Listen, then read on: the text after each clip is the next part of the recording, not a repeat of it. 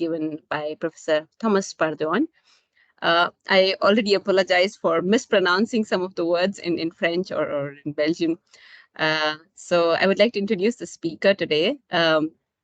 Thomas Pardoen is a full professor at the Ecole Polytechnique Louvain and at the Institute of Mechanics, Materials and Civil Engineering of UCLouvain. Outside UCLouvain, he is the chair of the Scientific Council of the Belgian Nuclear Research Center, SCKCEN, and vice chair of the boards of Juan Carmen Institute and of Centre Thierry. After graduating as engineer and receiving a master in philosophy and a PhD at UCLouvain, as well as he became faculty member in the year 2000. His research interests span the area of the nano, micro, and macro of materials and systems, with an emphasis on multi-scale experimental investigations and modeling of deformation and fracture phenomena, as well as coupled functional mechanical properties and irradiation effects. He's also very much involved in the development of new materials and coatings, including eco-circular systems. He has supervised 55 PhD students and more than 25 postdocs, and is currently an ERC grantee. He also recently received the Grand Medal 2023 of the French Society of Metallurgy and Materials. With that, I would also like to state that I met him at ICF last year. Yeah, last year. And it was really nice actually listening to him live. And we wanted to at least bring him online to the rest of the Indian audience. So really thankful for giving us this time, Thomas, and then the stage is yours. Thank you. Thank you very much, Jaya, for the introduction. I will share my screen. And is that okay? Yeah. It's yes. Visible. Okay. Yes. Very Yes. good. Okay. So thank you very much for this invitation. It's a pleasure to give a talk like this in the middle of the afternoon on a Saturday in Belgium. Thank you for joining. We discussed with Jaya what would be the topic, and after a couple of emails, the idea was that I would talk about ductile fracture of metals. As a matter of fact, this is my old topic. That was the subject of my PhD, and I can tell you that I think I can see that the rest of your life there is somewhere you're pursued by your first topic. So it's not that I don't like it, it's just that at some point I like doing something else, but it comes back. And over the last 5-6 years, I've been working again more on that subject, and also the ERC project that I just received is again on ductile fracture. So of course I will not be able to talk about everything. This is such a wide topic. And I would like first, before entering into really the outline of the specific subject that I want to address, I would like to start with very basic aspect. And I apologize for those of you who were expert in ductile fracture of metals. But I would like to set the scene first, or at least the way I see it. And I'm using this first slide where schematically show the different options you have regarding ductile fracture of metals from left to right. So on the left side, you have ductile failure essentially driven by plastic localization. And on the right side, the ductile failure is more driven by the growth and the coalescence of void. So number one is if you have a metal that is very pure, or you're working at high temperature, you may deform a metal almost to an infinite strain. You will have no damage, but it's not really important for real applications. There are not so many real problems for which you will face that. Most of the time you will meet case number 2 and 3. In forming application, typically, you will first start by generating a shear band or different kinds of necking processes. And inside, this is number 2, because of the large strains and the concentration there, and sometimes also the elevation of stress triaxiality in the band, you are generating damage, and the damage will then make the material break. But as engineers, what really matters is to be able to understand and predict the beginning of plastic localization. The final failure process is not that important. It's nice to know that it works like that, but for designing, forming application, the most important is to be able to predict plastic localization. Now, sometimes the problem gets more complicated when you have early damage, so voids nucleate and grow, and because of the softening introduced by the damage, you are leading to premature plastic localization. In all these cases, what really matters is usually a good capacity to predict the plastic localization, and this happens essentially in materials with limited strain hardening capacity. This is the only thing I will be saying today, because the focus on the topic, my focus is more on classes of problems in which the failure mechanism is essentially dominated by the growth and coalescence of voids. And maybe there are some issues related to plastic localizations at the very end of the process. This is typical of most structural problems with steel, aluminum, titanium alloys, as soon as you are at higher hydrostatic conditions, or with materials which have good strain hardening capacity. The number 4 you see is almost an academic vision about the process of ductile fracture. Voids are either present from the beginning or they nucleate in the course of deformation. They grow, and then at some point plastic localization sets in the ligament between the void. This is called void coalescence. If the voids are more or less periodically distributed, you will have multiple voids that will coalesce together. And this is the picture you're getting when you run finite element simulation with a few voids in a cell. The reality is often more what you see in number 5, and most methods will show a more stochastic development of damage, where you will start nucleating voids on some particles and wait much longer to nucleate other voids on other smaller particles. Then the voids will grow, they will interact together. You will have first events of coalescence of a few voids here and there. Then a macroscopic crack will be generated somewhere, and that crack will then concentrate everything and propagate by repeating this mechanism of nucleation, growth, and coalescence of void. So that's the big picture, and I will focus today more on number 5, which is probably the most important case. Now, very quick historical, completely simplified vision about the field. And this is very schematic, and of course we can talk about it, but just to simplify, I would say that from the late 50s to the year 2000, the attention of the colleagues and the scientists working on ductile fracture of metals was both from experimental and modeling viewpoint, and mostly modeling, theoretical, was on void growth. So on the development of models that would predict the rate of growth of the void with respect to the development of plasticity, and taking into account the stress triaxiality that is imposed, the change of volume of the void, but also the change of shape, etc., etc. And people develop very, very advanced models.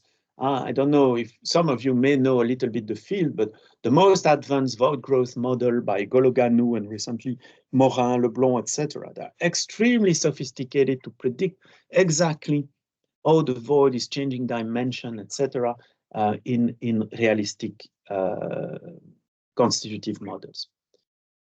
Now, more recently, and I would say since the year 2000, there has been a lot of interest on understanding and modeling better the void coalescence mechanism. The void coalescence mechanism is what you see on the right, is when the voids are large enough and they are close enough to one another, the plasticity is not anymore diffuse around the void, and which is the assumption that is made to derive most of the void growth law.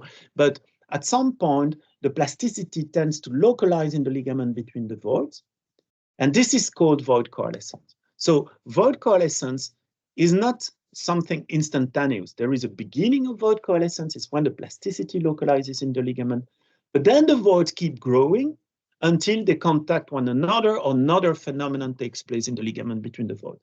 So you could call void coalescence void growth number 2, and void growth number 1 would be homogeneous, more or less homogeneous plasticity and growth of void, and void coalescence would be void growth number 2 with a localized mode of plasticity.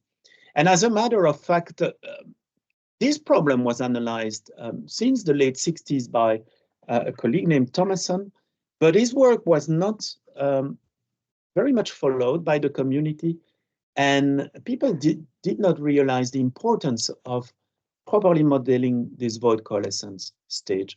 And usually the assumption was, okay, the voids are growing, and at some point you reach a critical porosity. And then at that critical porosity, the material cracking is initiating.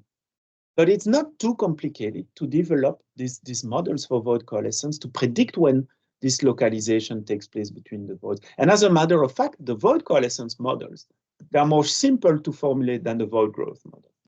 And so there's been a lot of efforts, and now we can connect void growth and void coalescence, and I will show you some examples at the end. In the meantime, part of the community has been focusing on solving a very difficult problems in ductile fracture, which is the fact that, and this is essentially when you start working with finite element methods, if you use the available constitutive models with damage and softening, you end up with a problem of ill-posedness of your equation, loss of ellipticity of the problem, which means typically that your finite element simulations are not converging anymore. When you reduce the element size, you're getting different results as you decrease further and further the mesh, because in reality, you have a length scale in the problem. At least you have the spacing between the voids. And this is not in the models that have been developed. And so that creates a numerical difficulty because you're missing this part of the physics. And so many colleagues have been trying to extend the available models and introduce a length scale through different means and developing what's called non-local models. So these developments are more theoretical, numerical, computational developments that were made in parallel to the improved description of void growth and coalescence. Now, and André Pinault, who unfortunately passed away a few months ago, repeated for the last 20 years that we're not making any effort, sufficient effort to understand better, make more experiments, and develop better model for void nucleations. And that's true. That's true. For a long time and still now, we're essentially using very empirical laws. Not so many people are doing tests and efforts to really have a more predictive approach of the condition for voids to nucleate, the statistical aspect, etc. So that's a summary. Okay, maybe I'm speaking too slowly. The agenda for today. So what I would like to explain to you are contributions related to the two last points I explained. So the need to make progress in void nucleation. And for that, I will give you some examples of research, and essentially more experimental than modeling research we carried over the last, I would say, 5 years in the context of the PhD of Florent Hanard. So I will spend most of my time on the PhD of Florent. And then I will quickly give you some examples also coming from a PhD of Julien and from Laurine. Florent, aluminium, Julien was on steel, and Laurine is on titanium. And the second part of my talk, I will show you the model that we have developed together with my colleague Ludovic Noels and Van Zoon and Nguyen to predict the entire process of nucleation, growth, and coalescence of void with a non-local model, and show you what. This is our preferred model, but of course there are other models possible coming from other groups, and I will describe that. Okay, so let's start with the first part of the talk, give you some insight on what we have been doing first on 6,000 aluminium alloys to better understand the failure process. And as you will see, the key is in the nucleation of the voids. This was the PhD of Florent Anard, and he basically wrote 3 good papers that you can find in Acta Materialia. Very basic. Those of you working on aluminum alloys, you know that basically you will have 3 types of particles of second phases in aluminum. You will have at the higher side the large particles, the intermetallic particles, and I may use the pointer here. Okay, so typically, and that's not done on purpose. You have these intermetallic particles just because you have a bit of iron, and manganese, etc. And if we could get rid of these intermetallics, we would be happy. But okay, and especially now with recycling, etc., we know that we have to live with a percent or 2 of intermetallic particles. They are micron size typically, and they are not put there on purpose. We just have to live with that. And they are known to give rise to damage when you deform an aluminum. Now you have another class of particles, which are the dispersoids, on the order of 100, 200 nanometer size. They have been put on purpose in order to control the grain, the grain size and grain growth in aluminum during manufacturing. And finally, you have the small nanometer scale precipitates, and these precipitates, we put them on purpose to harden the aluminum, and they are very small, and then don't play a direct role in ductile fracture. But they play an indirect role because they control the strength and the strain hardening capacity of the aluminum. Okay, so that was a recap. Now, the very important curve that launched the PhD of Florent, and basically that was the motivation for the work he did for 4 years, is this curve here, you see. And I will describe it carefully. What you see here is the variation of the true fracture strain with the yield stress of the material. We're only talking about 6,000 aluminum, 3 different ones, 6056, 6061, and 6005. Not very different. 2 of them are rolled, 1 is extruded. And as you will see, they have more or less the same chemical composition, just not much variations. The true fracture strain is the true fracture strain. So that's really the reduction of section at fracture in the minimum cross section of the neck. These are uniaxial tensile tests, and it's the logarithmic strain. So, and you have to realize that going from 1 to 2 is enormous. It's not 100% to 200%, and you have to look at exponential of that. So the variation you see there are very significant. So let me describe what we have on the curve. The aluminum, which is the less ductile, is the 6056. You see 2 curves. The dotted line is for tests performed in transverse direction, and the continuous red line is joining points when pulling in the longitudinal direction. You see that the ductility, the true fracture strain, is decreasing with the strength, no surprise, and is below typically 1, and it depends on the direction. For the 6061, there is very much less anisotropy. The fracture strain is higher, not much higher, but higher. And the 6005, you see a jump in fracture strain, enormously ductile material. You can look at the reduction here, and these are images obtained by tomography at the synchrotron, and I will describe them more carefully, and you see a very large degree of necking at fracture compared to the 6056.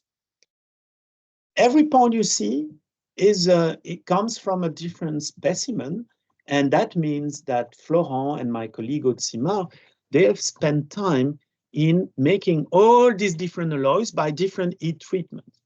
And so first there is an homogenization treatment, and then different aging in order to create aluminum alloys with different strength. And so we can compare 3 alloys at exactly the same strength, for instance, at 100 megapascal, at 200 megapascal, etc. All right, good. Now you can say, well, okay, there are better materials and and worse material, and that's life. And okay, but what is surprising is that it's not that easy to understand these big differences between these three alloys.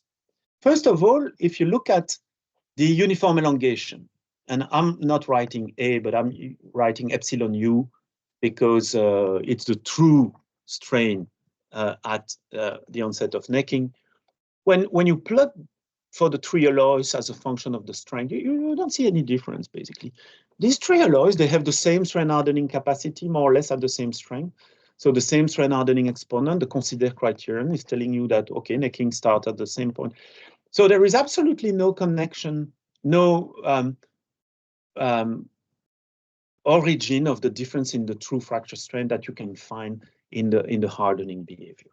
So that's not the origin. But much more surprising is when you look at the volume fraction of the intermetallic particles, and we know the intermetallic particle, and I will show it to you.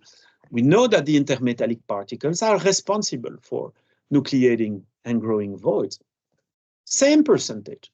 You can even see that the 6056 alloy has only 1% and the other have 1.2. So maybe with the uncertainty, this is negligible, but there is no difference in the volume fraction of second phase particles creating the damage. And that was really, really more surprising. So the reason for the big difference in fracture strain has to be found in something more subtle than just the volume fraction of particles. So in order to unravel the reason for this change in fracture strain, Florent used a lot, had the chance to collaborate. We had the chance to collaborate with Eric Mayer. Some of you may know the name of Eric. Eric is an expert in the use of X-ray tomography and the use of the synchrotron facility in Grenoble at the ESRF. And we have the chance to know Eric for a long time. So we had the opportunity to do several campaigns at the ESRF and that specimen, both ex situ. So this what you see here is a specimen that was deformed, and then the test was interrupted, and then we watched in the tomograph to see the damage, but you will see next in situ test. And first of all, the message is, it's very clear. What you see here are intermetallic particles, and the damage proceeds by fragmentation, breaking of these particles. And we don't see much other sources of faults. A little bit late on the dispersoids, but I will explain that later. Now, if you analyze this data, if you analyze these tomography results, what you find is the following, and I'm showing you a very important curve here. As what you have here is the fraction of broken particle as a function of their size. So above 5 micron diameter particles, 100% of these particles are essentially broken. But for particles which are below 2 micrometers, basically no particle are broken. So it's very clear that the void nucleation is increasingly difficult on smaller and smaller particle size. And furthermore, the big particles, they tend to fragment into several pieces. But the most important is a clear observation that all the big particles, they break, and the very small one, they don't lead to any voids. Okay, so this is a first hint towards the reason for the better ductility of the 6005 aluminum. As a matter of fact, if you measure carefully the distribution of sizes of the intermetallic particles, you have the graph on the right, and the best of the three alloys is the green, and you see that you have a lot of small particles centered around 1 micron. You have smaller and you have bigger one. Then you find the 6061 and then the 6056. And if you zoom in the particle, large particle sizes, you see that there is almost no particle in the 6005 with a diameter above 4, and then on the 6061 and 6056, and the mean diameters are given here. All right, well, that's a first that's a first clear finding. Is it new? No, it's not new. It's known for a long time that small particles have a higher a smaller probability to have defects inside the particles, and so they resist on average much better to damage. It's an intermetallic particle is a brittle material which has a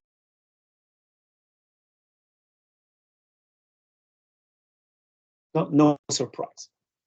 But we found, and Florent found, a second argument that was also pointing in the direction of a better fracture strain for the 6005.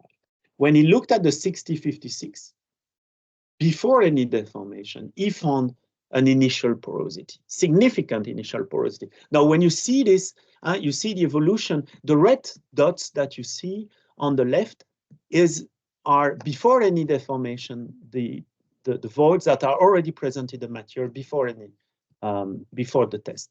And this, he monitored the voids growing, only the voids that were initially present, not the new voids, which are observed in gray, but he separated the proportion, the voids that were present from the beginning, and that you see in red. Now, it looks like Swiss cheese, but don't forget, it's a 3D image that is now projected on a 2D screen. So it's not, the amount is not that big as you will see. But it's clear that when you look at the failure process, that the original voids, they play a key role, and they are very much involved in the coalescence because they have time to grow. And even if the void volume fraction you will see next is not that big, their presence has an impact.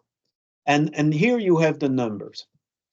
At the table below, for the 3 alloys, you have the volume fraction of voids that are present since the beginning due to the manufacturing. During manufacturing, voids are created in the 6056 and in the 6061 and not in the 6005. So these are the voids that okay, so there is a second effect. It's the presence of porosity, and it also hints toward the better behavior of the 6005. There is a third effect that I will describe next, but not now. And that Florent identified later. So let's just look at these two effects and see if they're sufficient. If by taking into account these two effects, we can predict the fracture strain variations. Florent did a lot of work to identify a void nucleation model. So he measured experimentally, and that's what you see on the right. These are the dotted lines, the fraction of broken particle as a function of the diameter of the particles for the 3 alloys. And he developed an homogenization model based on the so-called Bérémine theory to calculate the stress in the particle based on the stress that is applied and the strain that you apply macroscopically. And he relied on a Weibull type statistics to estimate the probability of nucleation of a void function of the volume of the particles. I will not enter into the details, the typical Weibull statistics, where you have a Weibull stress to identify a Weibull exponent and a representative volume V0. Florent assumed that these 3 alloys, although they're different, that the intermetallic particles are basically from the same category, the same family, and he identified a single set of Weibull parameters to represent the 3 alloys. And that's a big assumption.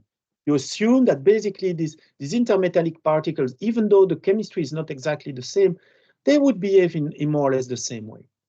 And what you see on the right side is the graph that compares what the model says compared to the experiment for the 3 alloys using the same parameters. And as you see, the assumption is relatively good, that with only these 3 parameters, you can represent the distribution of broken particles as a function of size. Okay, so we were quite happy about that, and that was the starting point for the model that was that we cooked with Florent. The idea of the model is the following, and again, I will not go into details here. We didn't want to use the most advanced Gerson model, etc., that I will describe next. We said, based on what we see, we understand that the key thing in this aluminium is the distribution effect, the distribution of particle size, maybe also the distribution of the positions of the particles. And what we want to focus on is a good take into account in an accurate way the distribution of particles. So we work in the context of a cellular automaton. And basically, it's a very simple model where you just plug in a distribution of particles, which is coming from the tomography. You distribute particle size, and you distribute the fracture stress of the particle following your Weibull distribution. So it's a big table. Maybe you have 1,000 particles, each one has a position, each one has a size, and each one has a probability of failure. And you're just looking at, you're increasing the strain step by step on this big cell, and you're growing and you're checking for every of the particle if at a given time step, at a given level of deformation, which corresponds to a certain level of stress, if there is void nucleation or not. If there is void nucleation, then you create a void. And after that, at the next steps, this void is growing.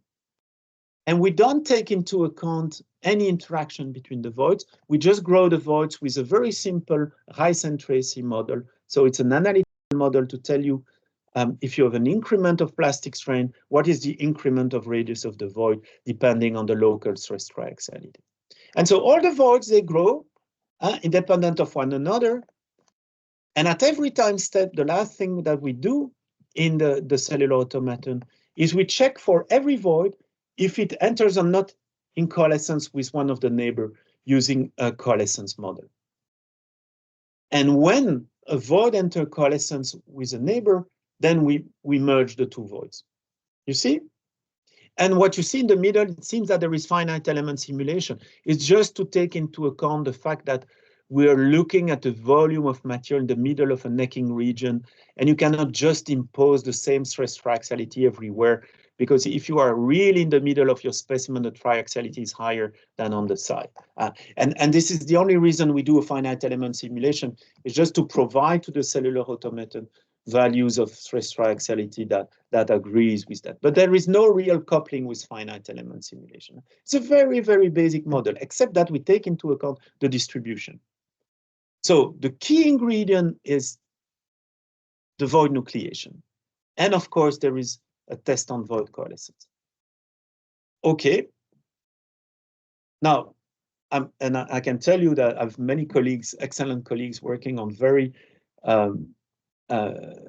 advanced development of theoretical models based on Gerson, etc. And I will show you one later on. And when I've shown this result to them, they said, Thomas, don't do that. You're spoiling our research. We try to make these very complicated models, and you are simply making an analytical nucleation law, the Rice and Tracy model, and the void coalescence.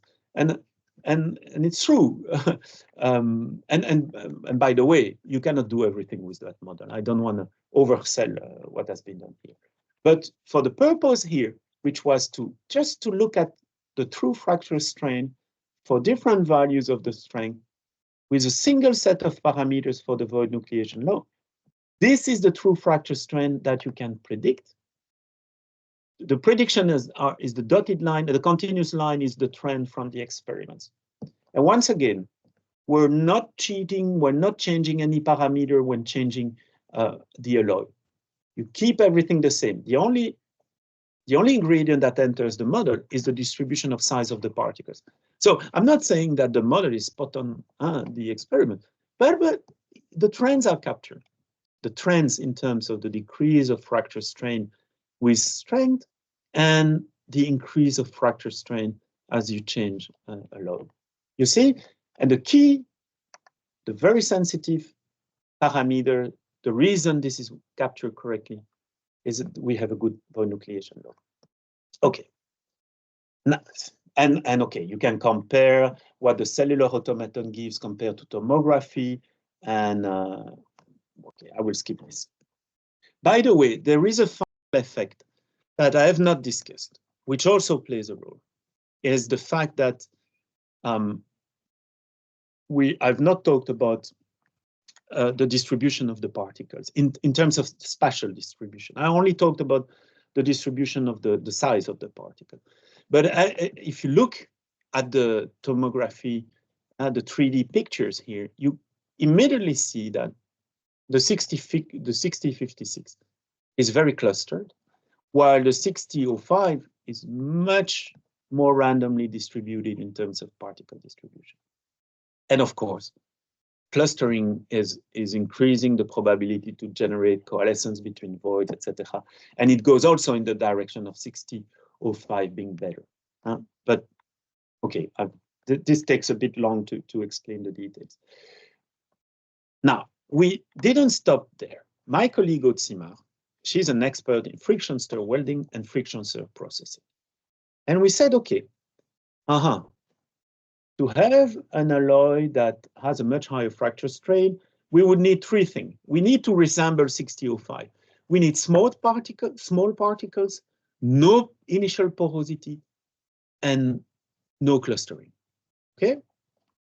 And Aude is working a lot on friction stir processing. Friction stir processing is just simply you rotate a pin into a material and you modify the structure by this rotation effect. You can mix different materials, etc. So we said, let's just simply take the plate, the 6056, the bad one, and friction stir the material. So we just go through the plate and mix the material. And the idea is the following. We were hoping the following, that the friction stir processing would break the large particles and only leave small particles, that it would close the porosity, the existing porosity, and that it would distribute the intermetallic particles better and diminish the degree of clustering. So that was the assumption. And it turns out that this assumption turned to be true. Here you see the first one. Let's friction stir the 6056. The base material is on the left here. This is the material after one pass of friction stir processing, 3 passes, and 6 passes. Your eye is telling you the truth. You see a more homogeneous distribution as you use friction stir processing. And if you want to quantify it, you see here the cumulative particle size distribution, the diameter of the particles, the base material, the result I've shown earlier are in red. And you see that as you friction stir, you tend to have smaller and smaller particles. So the particles are breaking. And you also see immediately that the degree of clustering is decreasing. But I will come back to that. So by friction stir processing, we are getting rid of a lot of the big particles. Now, second, the good news is that the friction stir processing by this mixing phenomenon tends to also close the initial porosity, maybe coming from hydrogen gas. These are resulting from the casting. But after one pass of friction stir processing, you see that some of these cavities, they close. And when you remeasure after different friction stir processing passes the initial porosity, you see that you can decrease it. Not to 0, but okay, by a factor 3, which is not so bad. And finally, and this you have seen already, that the degree of clustering is decreasing as you friction stir the material. Now, it's interesting to see that if you quantify it, the size of clusters, the number of particle plus cluster, and Florent developed algorithm to identify clusters. After one pass, you make more clusters. And then it's only after 2, 3, 4, 5, 6 that you reduce the clusters. All right. So this looks nice, of course, but does it really impact the fracture strain? And the answer is yes, we were very happy about that result. What you see here are the same data as I've shown at the very beginning. The dotted line here, red, is the true fracture strain as a function of strength for that alloy in the transverse direction. And the continuous line is the same data, but if you pull in the rolling direction. Do you remember? That's the first result I described. If you friction stir one pass, you're getting this one for the transverse direction. And after 6 passes, you're getting the green, whether it is transverse or rolling direction. So there are 2 advantages here. First of all, you increase the true fracture strain, but you're also reducing the anisotropy, because basically you're just mixing the materials and you're getting rid of this alignment or this preferential orientation of the particles, these long clusters. So it works. And it works because we're impacting the void nucleation by having smaller particles, less of the initial porosity, and less degrees of cluster. And this is a big effect, huh? Going from 0.5 to more than 1. Remember, you have to take exponential of that. All right. And just to show it visually, this is a tomography image after 40%, well, it's through strain 0.4, through strain 0.7, and through strain 1 for the base material when loaded in transverse direction, in rolling direction. And this is the material that was friction stir processed after a strain of 1. You see much less damage than what we had at a much smaller strain in the other case. So this is the visual confirmation of what I've said before. So that's basically a summary of the thesis of Florent Annard. It's a nice story to tell because all the elements are fitting together, and it's not always like that, of course. But here, all the bricks were fitted together nicely, and it shows you the importance of void nucleations. Okay, I have 2 more examples of recent research we did now on steel and on titanium, where we looked carefully at void nucleation. And I will not go into the same level of details. I just want to pinpoint a couple of novel elements, and you can, of course, have a look at the papers too, to go into the details. First, on the high-strength steel. This is a very classical ferritobenetic steel, high-strength steel used for vessels, and this steel has a typical microstructure and particles, large sulfide manganese particles, elongated particles, typically with a length of 20 micron, the long length, and an aspect ratio of 10 to 20. Their volume fraction is 0.2%. They are elongated. They all are preferentially elongated in the direction of the rolling or the extrusion or the wiring direction or the forging direction. And on top of that, we have carbides that are much smaller, that are in the sub-100 nanometer range and a relatively high volume fraction. And indeed, the as known for half a century now or more, the sulfide manganese particles, they're responsible for generating. We did a lot of mechanical tests on that steel. And the reason was essentially to create a database to identify the constitutive model I will describe next. That was the reason.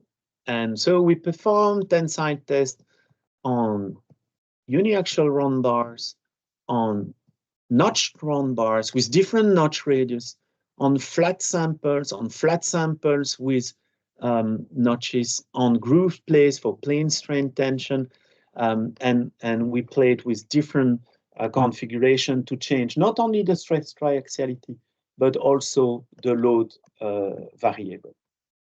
The load variable is the other invariant of the stress tensor that is known to play a role in ductile fracture. Stress triaxiality is the ratio of hydrostatic tension by equivalent stress. The load variable is more complicated to describe, but it does take into account the amount of shear, for instance, in the loading. Okay, so I will not describe all the tests, but just to show you that The blue curve is the evolution of the true fracture strain as you increase the stress triaxiality by introducing sharper and sharper notches. You see that the true fracture strain decreases as you increase stress triaxiality, which is known for more than 50 years. And blue is longitudinal direction, test in the longitudinal direction. And the orange are tests in the transverse direction. So same as for the aluminium I discussed before, we have a significant anisotropy on the true fracture strain. And this is the focus on now is on this anisotropy. What is the origin of this anisotropy? Clearly, it is related, and here you see the fracture surfaces when testing the material in the longitudinal direction or in the transverse direction. That major differences depending on whether you're pulling in the direction preferential orientation of the sulfide manganese particles or transverse to them.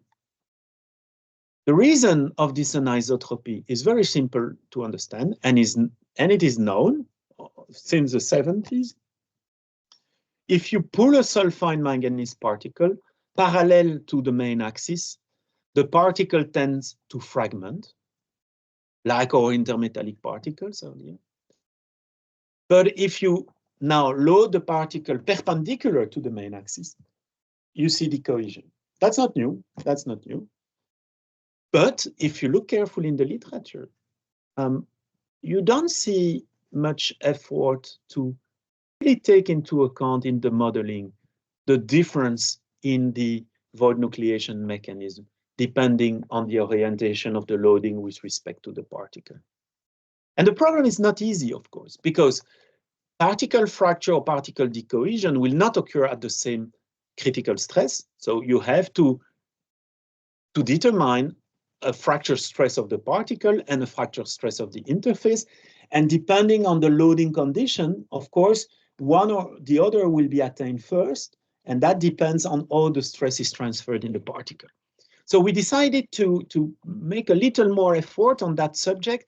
We use the homogenization approach of Bérémine, which says that the stress in the particle is equal to the maximum principal stress plus a stress concentration factor with K, a shape factor of the particle. And this is a relatively accurate model, which was derived based on a self-consistent approach. But we generalize the criterion to take into account anisotropy. And basically, we have a stress for particle fragmentation, a stress for decohesion, and then we check the stress in the different orientation, and we find the direction in which we have the highest, we're closest to void nucleation, and then we decide whether it's particle fragmentation or decohesion. So basically, and I let you read the paper, we formulate an anisotropic void nucleation model. And it's approximate, of course, but it's better than doing nothing. Now, it's not because you're able to tell, okay, I'm gonna fragment the particle or create a void by decohesion, that you know what to do in terms of the porosity that you nucleate. Huh? You're just, the model I explained here very schematically, just tells you that at that level of stress, you will nucleate a void, and what type of void, by fragmentation or decohesion. It does not tell you what is the amount of void that you're producing. What's the void volume fraction of void that you're creating? If you create a void like this. And this is a complicated question. Because if you create a penny-shaped void like this, the initial porosity is 0, more or less.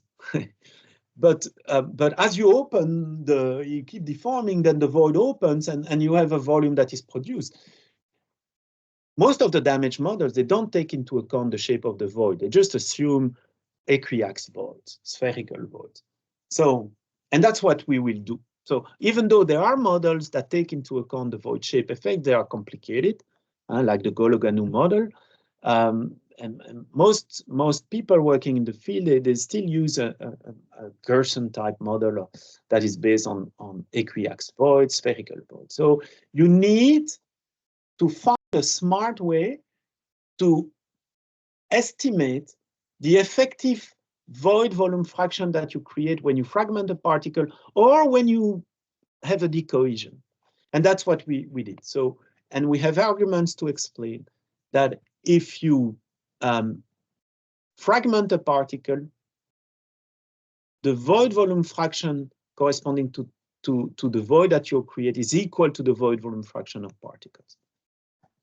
But if you have the decohesion, then the particle aspect ratio is playing a role, and there are some geometric arguments to substantiate these two laws. And I have no time to go into the details, but I let you read that. So if you know the volume fraction of particle and you know what class of void nucleation you have, then you can say, okay, this is the amount of new voids that I'm nucleating. And this is important in the context of the damage model I will describe next.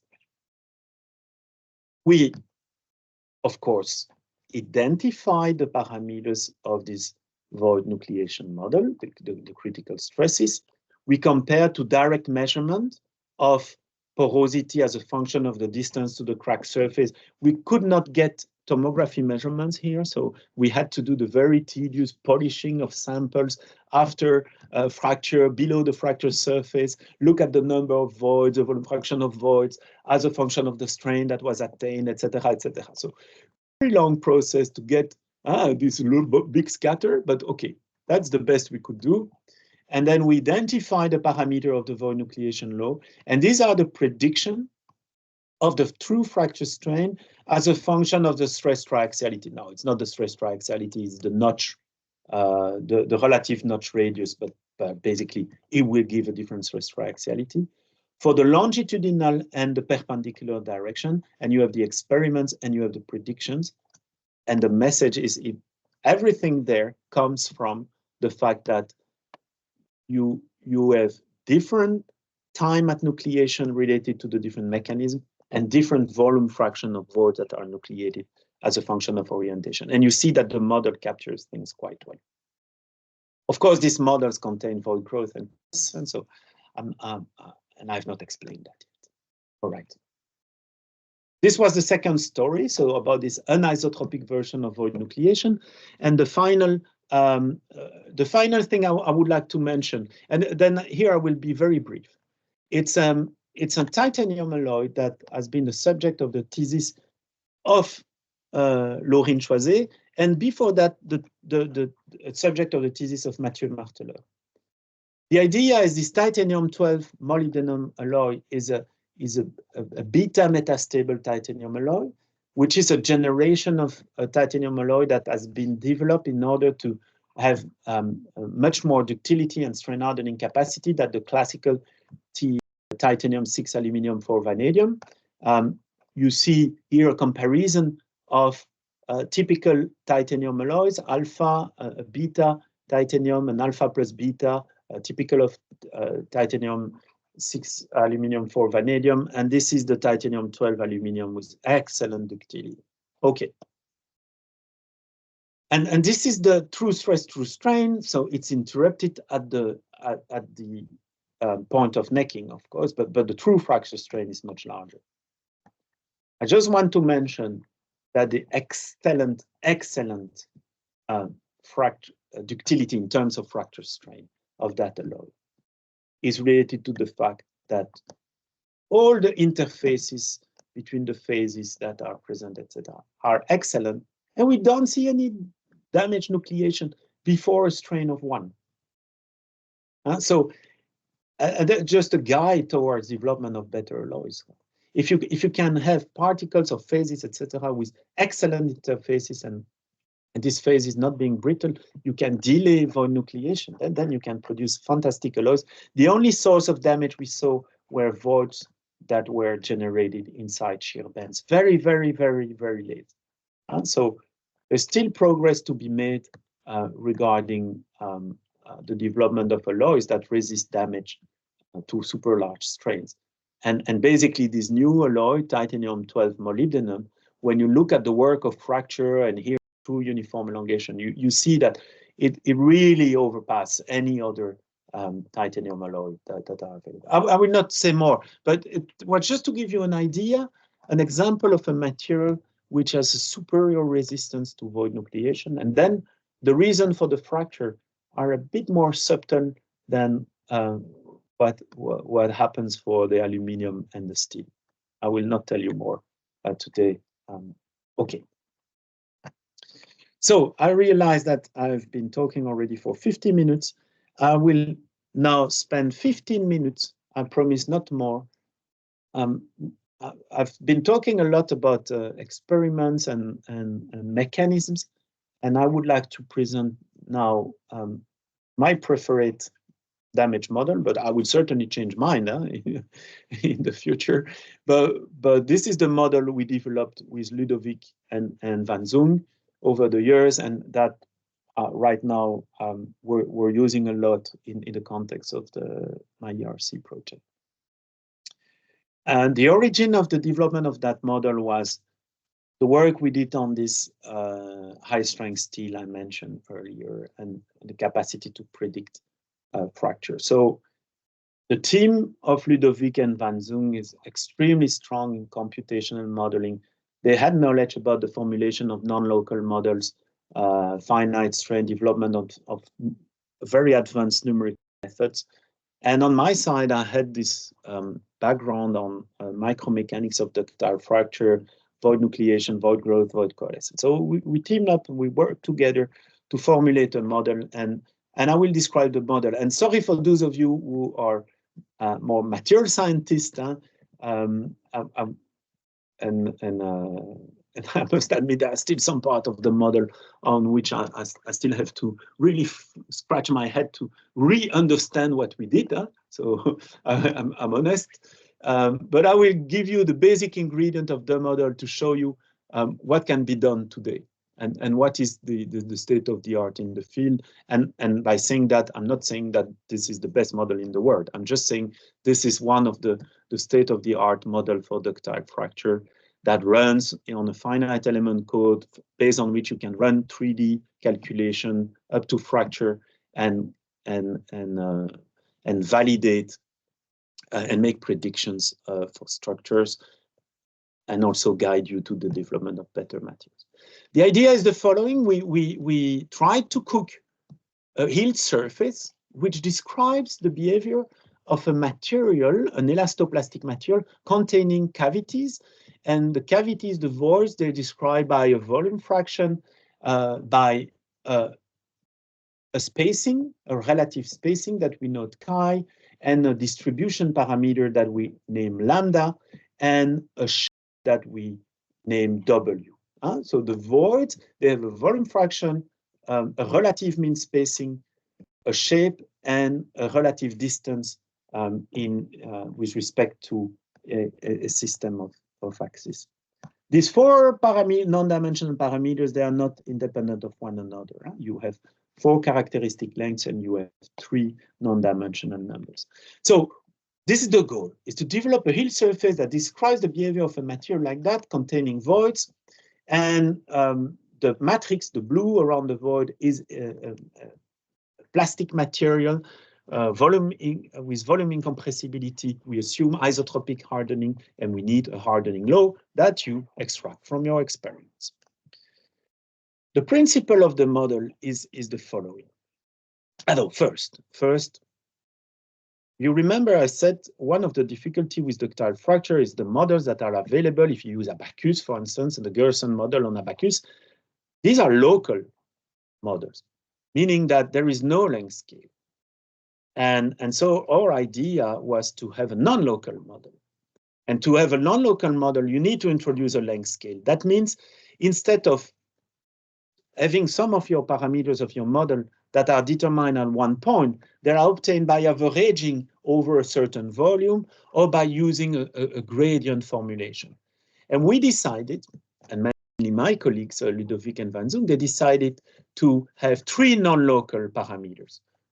The first one is the volumetric plastic deformation. We decided this epsilon v not to have only the local value, but to define a non-local values and use a gradient function to estimate a sort of mean value over a volume. We also decided to have the deviatoric plastic strain to be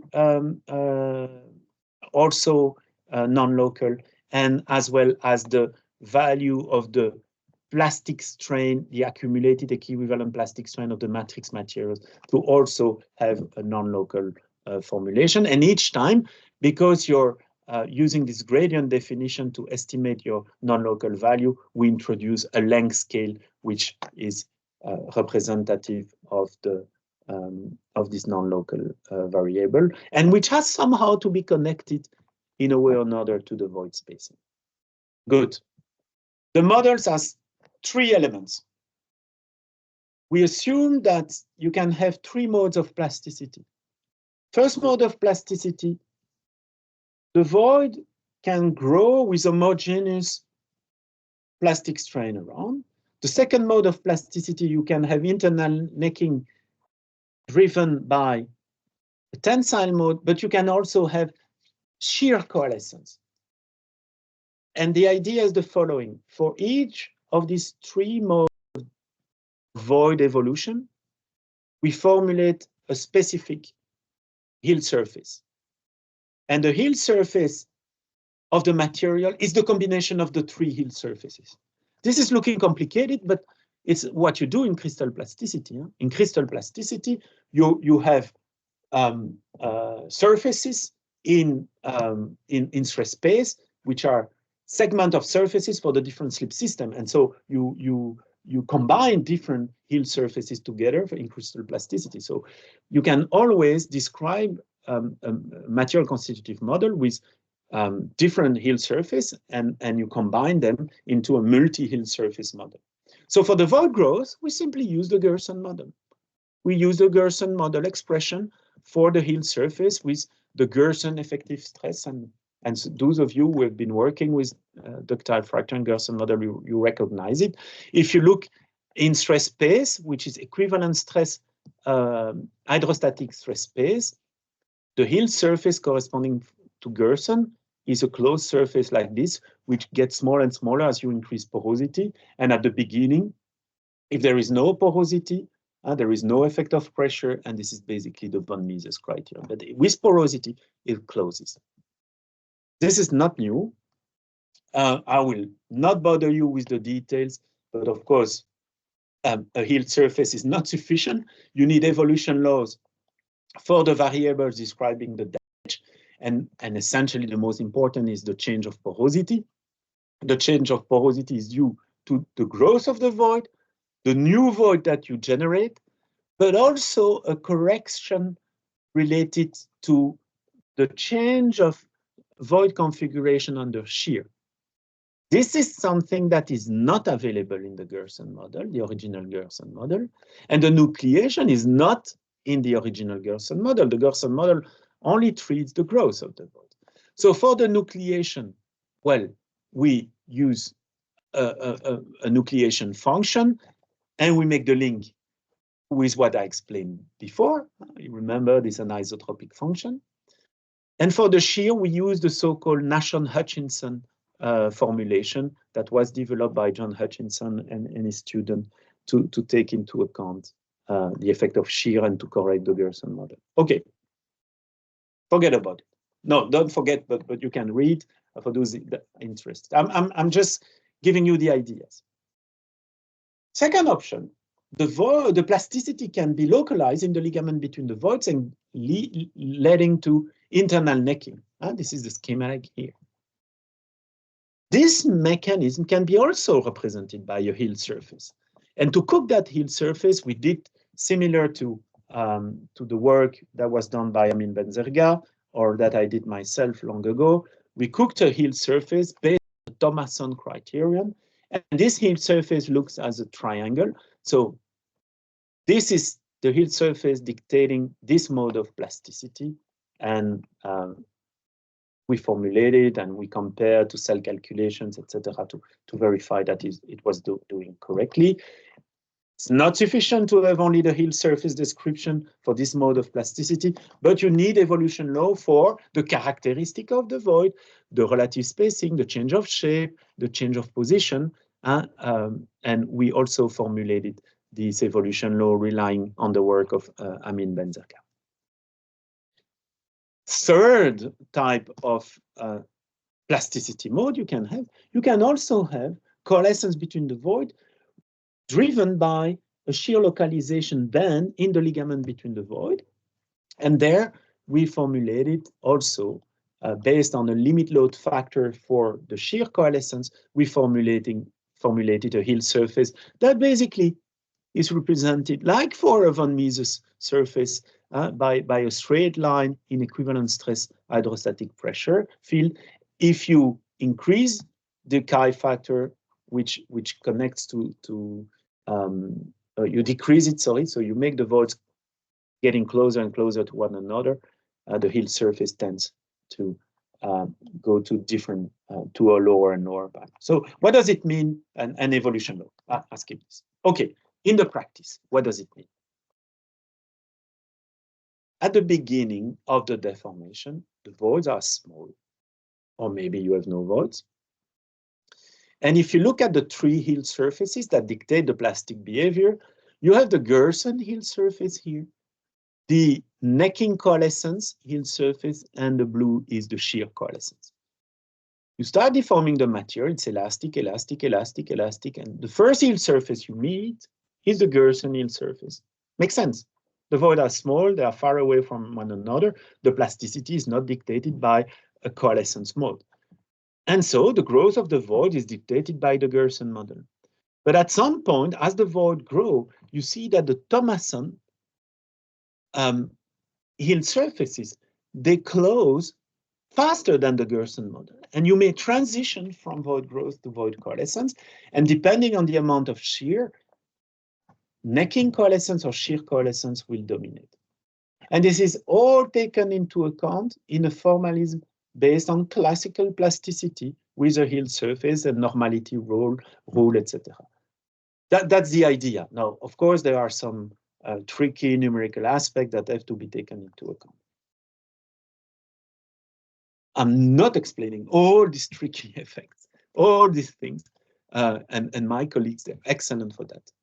I'm just now jumping to and the jump is not, you understand that jumping from these equations to nice finite element simulation is a big jump. You need to code everything, and it's a homemade code in the team of Ludovic Nunes. And everything is written in the best possible finite strain formalism, etc., etc. And now we assume that this code is available, and it's now available, and it's working very well.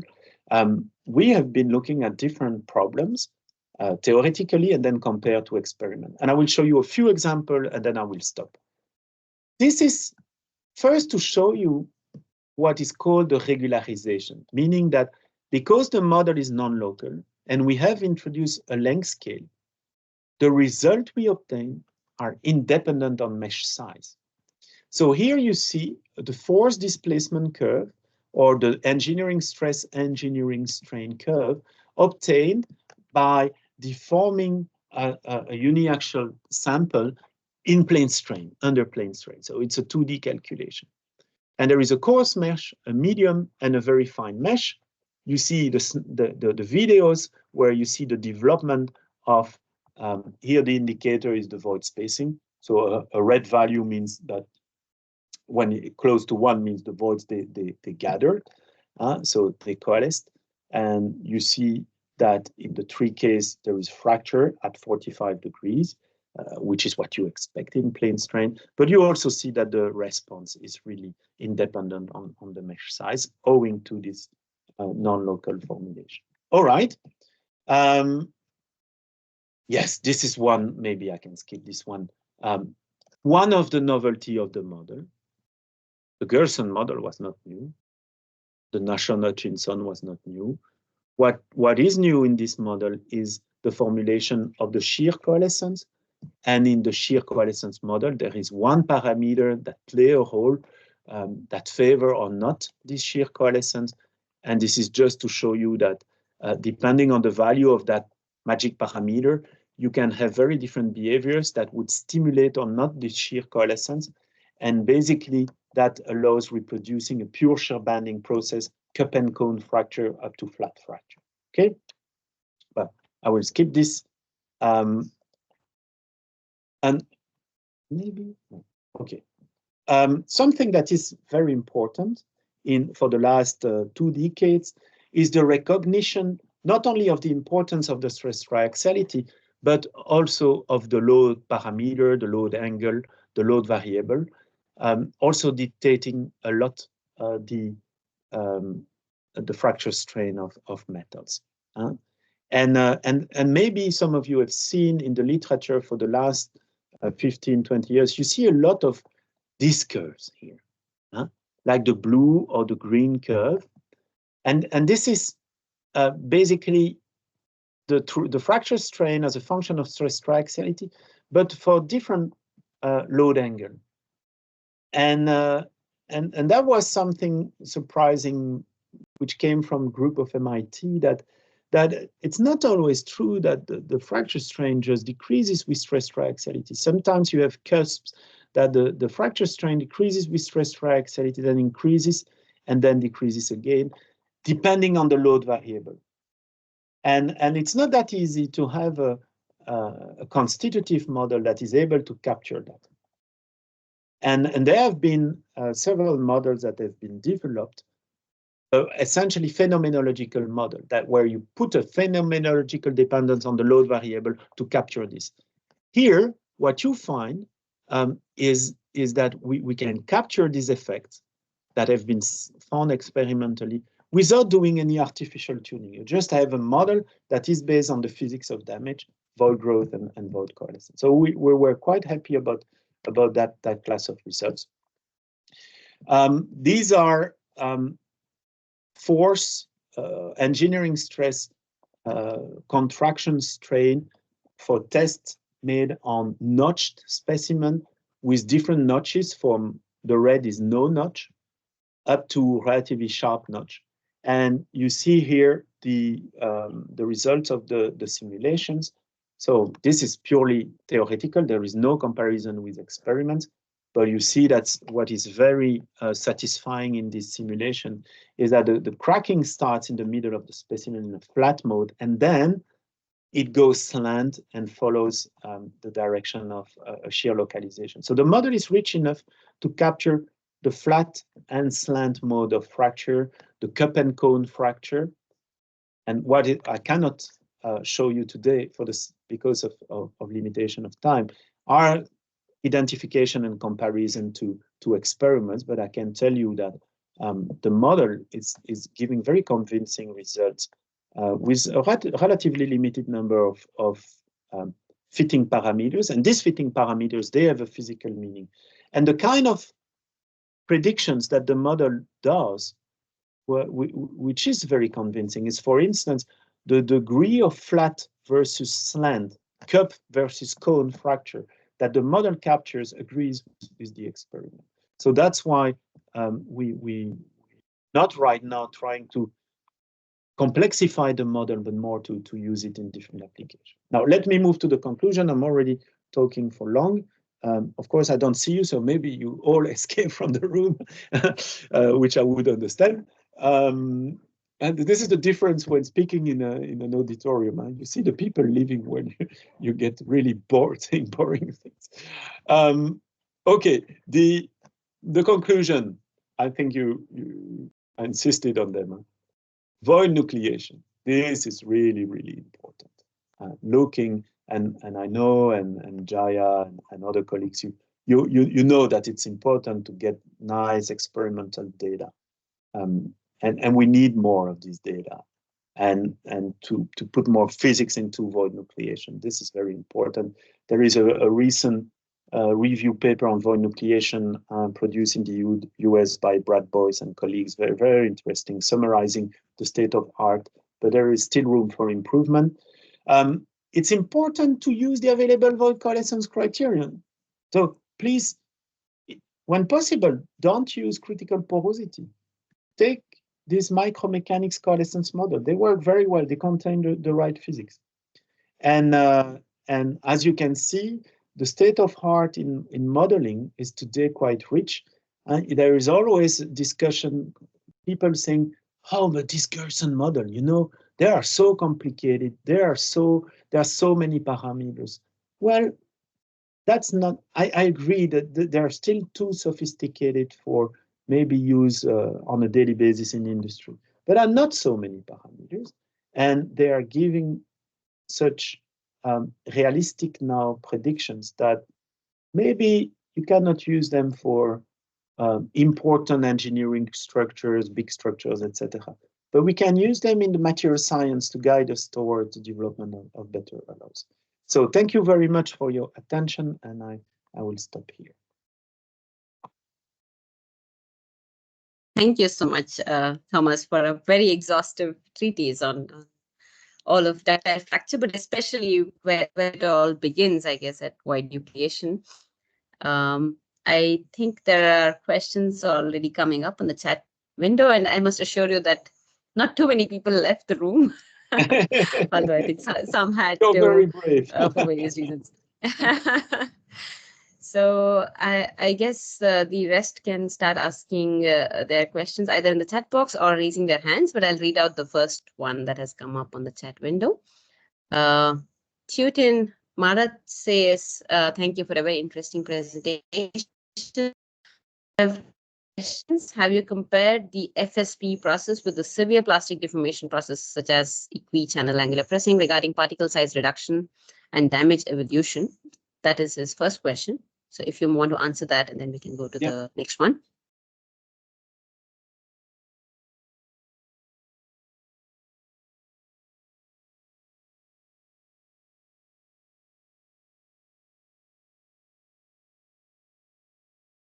Capacity to do it, please do it, and I love to to talk with you. It's just that FSP is relatively easier.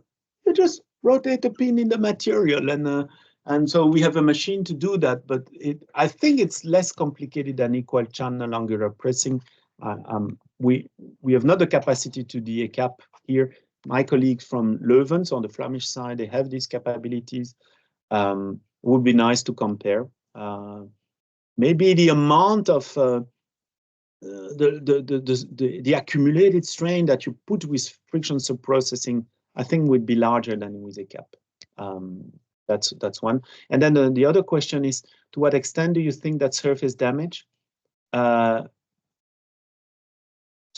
which is easier to study experimentally, reflects the process of overall bulk damage? Yeah, good question. So I've shown both. I've shown 3D tomography, where you have the 3D picture, and of course it's nice to have, but if you need a synchrotron, that's not easy. On the other end, we keep using this 2D polishing, and at the end of the day, I think the microstructures are so complicated, so many distribution effects, etc., that you will always have in your model something that you will have to fine tune.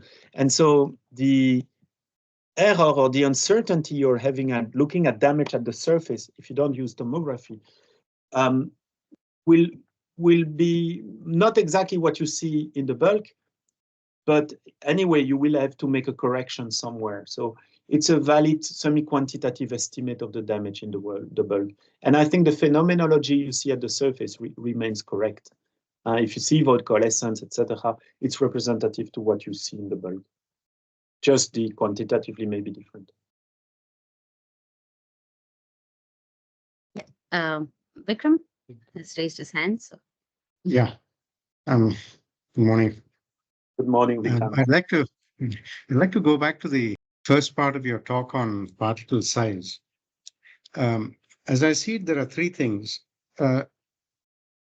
If a larger particle is already cracked, then it constitutes a bigger flaw to begin with. If a larger particle is more likely to have a larger, Griffith flaw, then it will also fracture at a smaller applied stress. But if you discount both of these, that is, there are no pre-existing flaws anywhere, is it also true that strain localization in the matrix, in the presence of larger flaws, induces larger stresses in a large particle?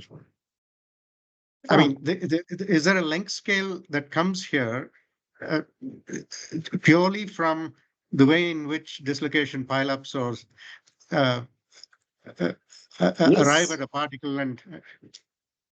No, so first you're completely right.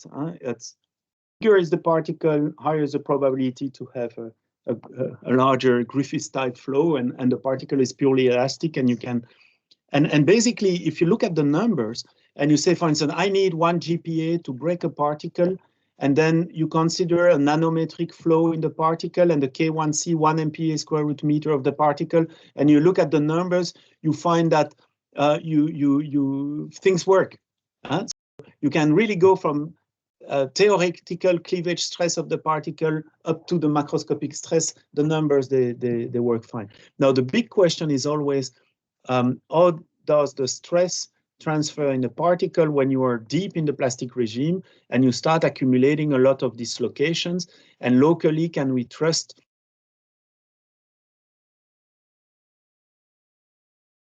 Very good question. I think as you decrease particle size, we know that from people working in strain gradient plasticity, that what you would predict with a Mori-Tanaka or a self-consistent model to predict the stress in the particle might be wrong by an order of magnitude for small particles because of strain gradient plasticity effect. Yeah. That you need to reconcile also probably the use and the macroscopic stress. So there is still a lot to do at that level. I know that some people did some theoretical work with strain gradient plasticity model to calculate better stresses in the particles, etc. But I'm not sure that was to look at void nucleation. This I don't know. If I can just ask one more question. You treated particles as all the same in terms of chemistry, strength, and so on. Is there any evidence that alloy design can choose chemistries which are less resistant to cracking based on something? For example, there could be residual stresses at the interface which are based on thermal expansion mismatch or something, which is really not included in some of these arguments here. No, you're right.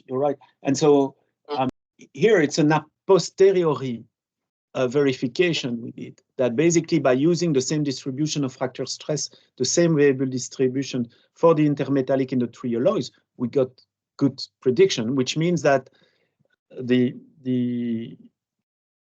brittle fracture of this particle is not so sensitive to small changes in composition and to residual stresses, etc. But based on what I know in steels, there's been all these efforts to reduce the amount of sulfide manganese, to convert into other types of carbides, etc. And there is a good understanding of the fact that by reducing particle size, changing the chemistry, making better coherent interfaces, etc., the void nucleation is postponed. I don't know if this is a logic that has been followed in the aluminium. I always understand that people, they live with the intermetallics that are given by nature, due to this difficulty to get rid of the iron, etc. But the person coming with an idea to convert intermetallics of one kind into another one, yeah, I know one subject is in the 6000 aluminium, you have the beta type intermetallics that you can convert into alpha types by heat treatment at 600 degrees or something like that. The effect is not on the chemistry, the effect is on the shape of the particle. So if you can make the intermetallics more rounded, you get a lot in extrudability, for instance. So there is an example. Yes, this is a good example. Yeah, thank you. Yeah, wonderful. Yeah, Raghu Prakash. Yeah, wonderful talk. It was nice to go through all the experimental techniques that you have adopted to understand the problem. What I want to know is, see, you talked about these particles that actually, kind of retard your void nucleation. Now, is there any specific location within the microstructure where the particle should be placed to control this void nucleation or otherwise? It's a very good question. This is something that has been overlooked here. So is there an effect of the grain orientation? Is there an effect of positioning the particle at a grain boundary or not? Yes. On void nucleation and void growth and void coalescence? This is a very open topic, I think. I've been a member of a PhD thesis recently at CEA in France in the context of nuclear applications. And this is the best work I've seen up to now, where Jérémy Hure, he was the supervisor with Benoît Tanguy, and looking at the change of, that was more on the void growth and void coalescence. So if you have a void position at this type of grain boundary, does it grow faster or slower? The message is always that there is always one side of the grain that has a higher hydrostatic stress than the other side. And as a result, it's always, the volume is always larger than if it was homogeneous. So heterogeneities are always bad. So they look at small voids into certain grains, looking at crystal orientation. This is something I did as well, together with an Indian former student, Sampat Kumariera. We looked at void growth, crystals, different orientation. You see big effects. Okay. But on void nucleation, I don't know many studies on that. That's a good subject as well.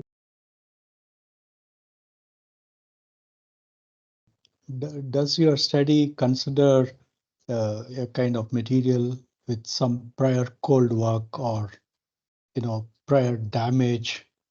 No.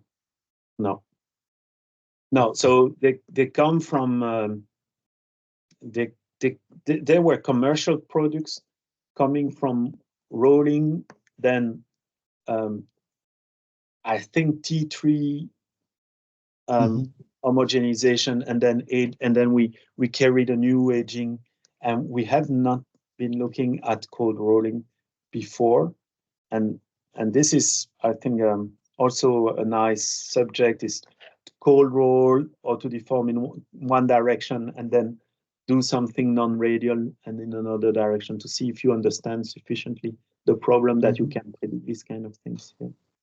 And did you, consider any constrained geometries? Like, for example, if you have a, U notch or a V notch.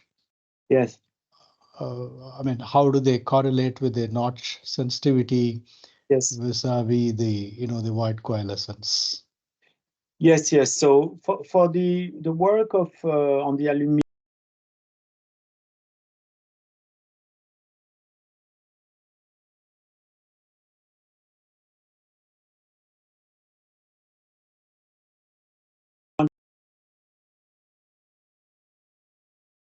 material with this remarkable fracture strain and would be much better. And the answer is no, and it's a bit deceptive. It's no, and the reason is the following: is as you make the particles smaller, you also make the spacing between the particles smaller. And the fracture toughness, J1C of a material, is always proportional to a length. And if you reduce the size of everything, your fracture toughness just scales down. So to have high fracture toughness in metals, you don't go nano. You need volume to dissipate energy. And so we gain in fracture strain, but we're not gaining anything in fracture toughness, unfortunately.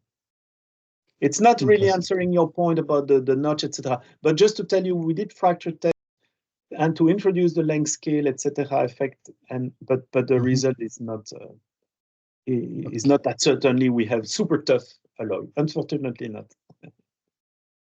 Thank you. I think Vikram wants to. Thomas, if I can go before Vikram. Can you hear me? Yes, sure. Yeah. So you talked about porosity versus the particles, right? The effect of both of these, can it be considered similar? And the extent of it, because porosity also has a certain aspect ratio and so on to begin with. So how do we treat it in the void nucleation regime? Yeah. Well, so I would call everything porosity. So when the particle fractures or you have the cohesion, then you create porosity. It's just to distinguish between the pre-existing porosity and the nucleated porosity. But I think phenomenologically it's the same, except that the porosity that is present from the beginning is already changing dimension from the first % of plastic deformation, while if you nucleate a void at 50% deformation, they enter in the game later. But with a model like the one I explained at the end, we treat both. And we can inject an initial porosity, and we also inject in the model the continuous coming of the new voids that are nucleated with your void nucleation law. And both are equally important. And in the aluminium, I've shown that at the beginning, we missed the fact that there was an initial porosity.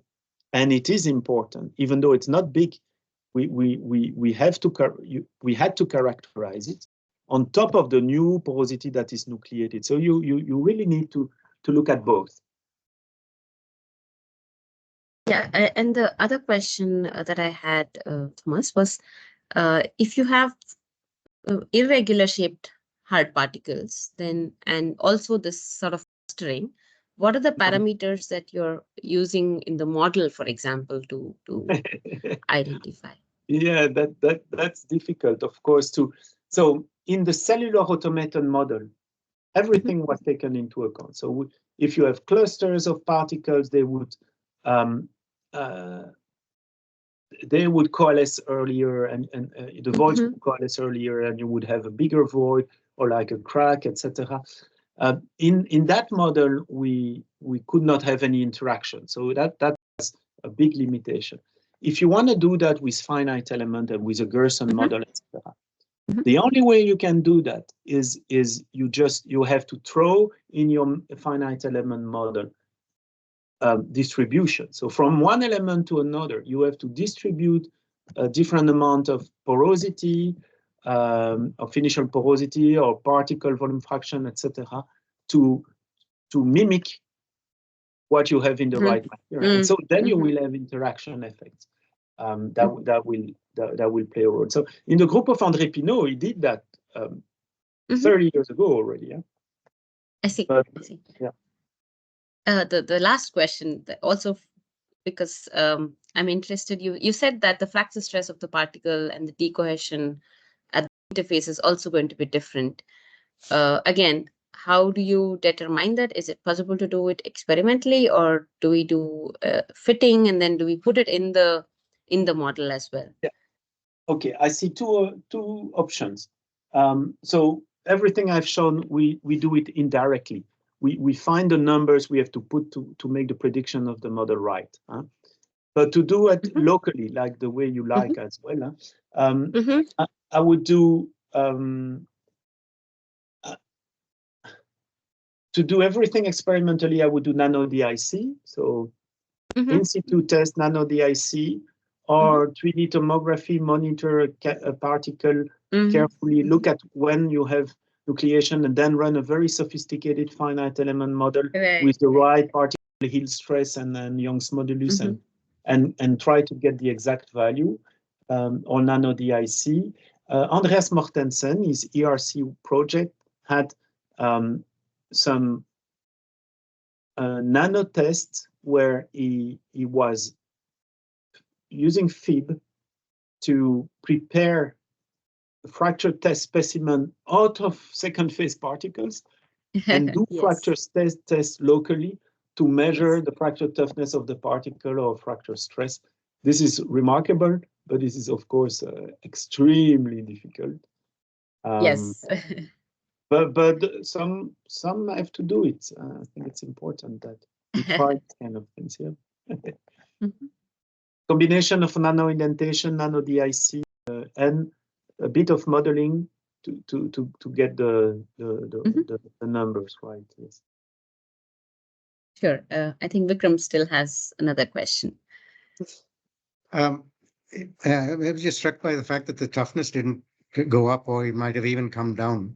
Um, in terms of the critical crack tip opening displacement, that would be somehow linked to the ductility, isn't it? I mean, you don't expect that to go up as along Yes. with the. Yeah. Yes. So the critical CTOD is basically J1C divided by heel stress multiplied by shear factor. The J1C dimensional consideration shows that it's a product of the strength multiplied by a length scale. And then there is a function that would make everything more complicated, in which you will have the fracture strain. So a very simple analysis of our work, of the result of Laurent, showed that the gain in fracture strain was compensated by a drop of the length scale. Basically, we would gain a factor 2 in the fracture strain, and we would lose a factor 2 in the length scale. So if you think in terms of a cohesive zone model, as a matter of fact, the behavior of the fracture process zone, as you know, is a stress working through a displacement. And that displacement that you can impose in your cohesive zone is the fracture strain multiplied by the length. Right. And so if you gain in the length, but if you lose in the length, but you gain in the fracture strain, maybe at the end, your displacement. And so your CTOD will not change. I think, so we have not measured CTOD, but I think our CTOD was more or less the same. And the two factors were compensating one another, unfortunately. And this is something I keep thinking the community does not understand sufficiently, is a material with 1% of voids that are very big compared to a material with 1% of void that are very small. In terms of fracture toughness, it's better to have the big voids because the spacing is bigger. Mm. Yeah. Just a last question. The triaxiality didn't seem, and this is the steels, didn't seem to play much of a role beyond a certain point. The Yeah, curves that's look right. pretty flat. Yes. Is that expected? It's a very sharp drop, and then yes, that's true, and we have seen similar trends in titanium. It depends also on the shape of the void. It depends on void nucleation. It's not always the nice Hancock-Mackenzie decreasing. So yes, and it's important to look at that in details, because this shows that it's not only a question of triaxiality, void growth. The impact of void coalescence, the impact of the shape of the void, the impact of the void nucleation can change this slope, and the devil is in the details there. I cannot tell you exactly why for this specific steel in the transverse direction, or we had, was not a plateau, but a very minor decrease. I have to go back, but I remember that we talked about it. I can even show you a result on titanium where the effect was different. And the reason was, now I remember, the volume of material that was undergoing the large triaxiality was very small. You see, if you put notches that are very sharp, then the zone in which you have your voids growing gets smaller and smaller. And this becomes a statistical effect that you're not looking at a representative volume element. So it's an artificial effect then. Huh? Thank you. I saw your email, Vikram, by the way, and I will answer it, of course. Sure. Thank you. But I had no time to go through all my emails already. I will do that tomorrow. Thank you. Yeah, I'm done, perhaps. Yes. Thank you. Yeah, with that, I think we had a really long session today. But thank you so much, Thomas, for presenting this seminar, as well as answering all our questions. And yeah, we hope to see you sometime, maybe in India or sometime in another conference over the years. If everything was possible in life, I would take the next flight enjoying it, of course. Right. And We understand. it's just the reality of life and family and Yes. everything Yes, that of makes as for everybody. But of course, I would enjoy. I've never been in India in my life. You will have an open invitation whenever you can manage to come. We will we will have a conference then. Yes. All Thank right. you very much. And thank you so much, Thomas. And enjoy thanks everyone the wedding. Enjoy the wedding. Huh? Thank you. Thank you. Thank you so much. Yeah. Thanks everyone for joining. Have a good evening. Have a good evening. It's afternoon. Yes. See you. Yes. See you. Bye-bye.